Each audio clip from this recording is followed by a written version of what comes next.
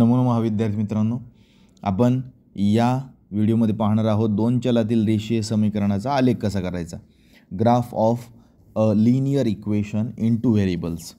आता ते काढण्यासाठी सर्वप्रथम आपल्याला ते जे समीकरण आहे ते समीकरण y बरोबर तयार करून घ्यावं लागेल, जेणेकरून आपल्याला x आणि y च्या किमती काढणं सोपं होईल.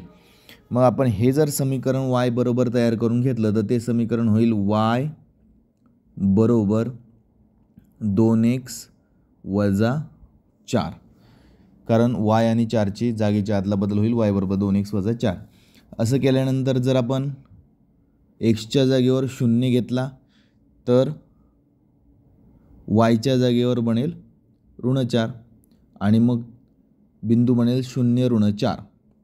त्याचप्रमाणे आपण xच्या जागेवर 2 घेतले तर 2 दुणे 4, 4 वजा 4 0 होतील, म्हणून 2 0.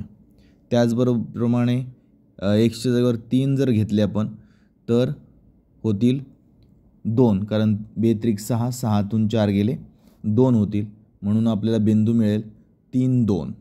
त्यानंतर ऋण 1 जर आपण ठेवले तर 2 एके 2 ऋण 2 होतील, ऋण 2 ऋण 4 ऋण 6 होतील, म्हणून आपल्याला बिंदू मिळेल ऋण 1 ऋण 6.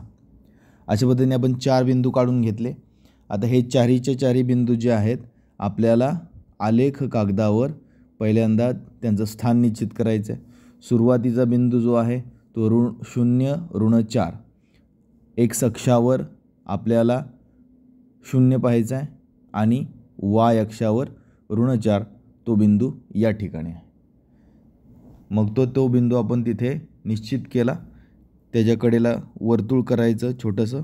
त्यानंतर दुसरा जर आपण पाहिला तर 2 0 आणि इकडे जो तयार झाला तो 2 0, x अक्षावर 2 y अक्षावर 0.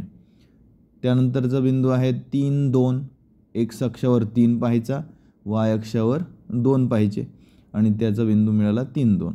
त्याचबरोबर आपण पाहू शकतो ऋण 1 ऋण 6 आणि हा तो ऋण 1 ऋण 6 बिंदू मिळाला. असे बिंदू आपण स्थापन करून घेतल्यानंतर त्या बिंदूतून जाणारी एक रेषा आपण काढली आणि हीच रेषा आहे ती 2x वजा y बरोबर 4. आपल्याला सर्वप्रथम आलेख एक समीकरणाचा काढता यायला पाहिजे, जेणेकरून आपण एक सामायिक समीकरणे ज्यावेळेस सोडवू त्यावेळेस याचा आपल्याला उपयोग होईल.